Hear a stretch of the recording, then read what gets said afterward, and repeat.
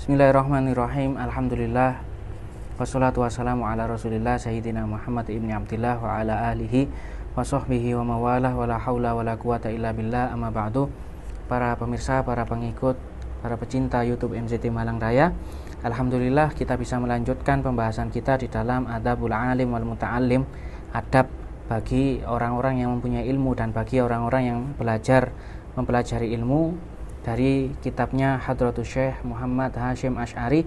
Semoga kita senantiasa mendapatkan manfaat barokah dari keilmuan dari kitabnya beliau, amin ya rabbal alamin.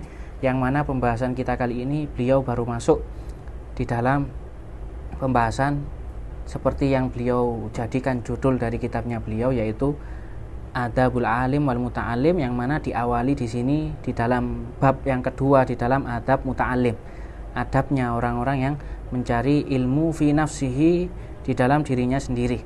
Beliau sebutkan di sini wa fihi asyratu anwa'in minal adab. Di sini ada 10 hal yang bakal beliau sebutkan dari adab-adabnya orang yang belajar ilmu.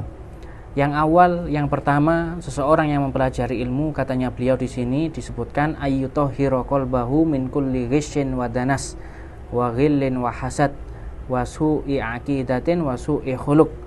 Orang yang mencari ilmu, dia harus membersihkan hatinya dari kedengkian. Orang harus membersihkan hatinya dari kotoran yang bisa merusak hati, dari hasud, ya, dari rasa, ya, iri hati, wasu'i aqidatin.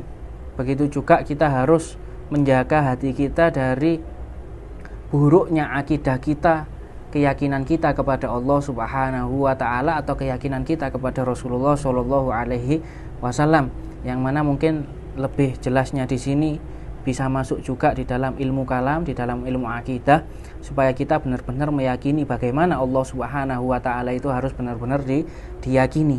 Sifat-sifat wajib mana yang telah dijelaskan oleh para ulama tentang sifat wajib kepada Allah Subhanahu wa taala, sifat mustahil, sifat jaiz kepada Allah Subhanahu wa taala.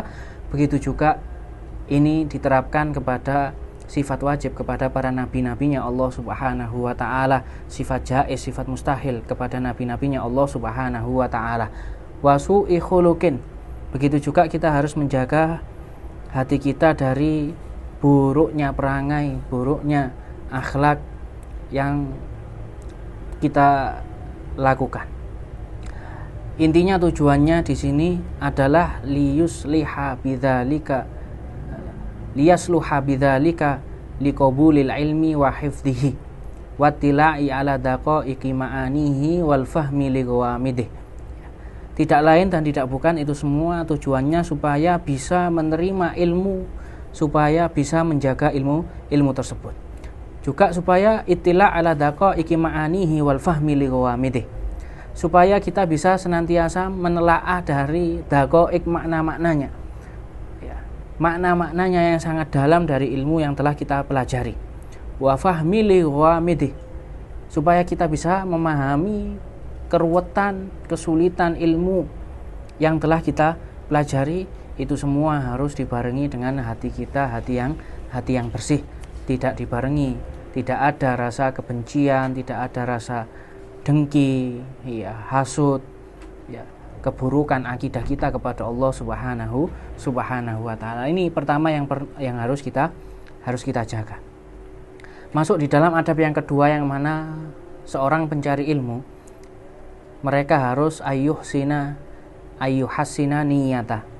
Dia harus benar-benar memperbaiki niatnya, harus benar-benar mengatur niatnya supaya tidak salah niat mencari ilmu bukan karena Allah Subhanahu wa taala, akan tetapi benar-benar hanya karena Allah Subhanahu wa taala. Kemudian niat kita mencari ilmu juga hanya al-amala bihi wa ihya asy-syari'ah.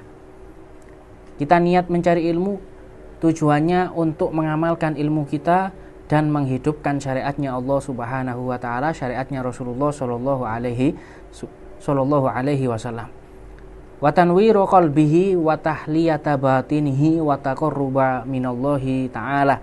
Yang mana niat kita juga harus supaya dengan ilmu tersebut bisa menyinari hati kita, kemudian tahliyata batinihi, bisa membersihkan, menghiasi batin kita, ya, wa taqarruba minallahi ta'ala. Niat kita tidak lain hanya supaya mendekatkan diri kepada Allah subhanahu wa ta'ala.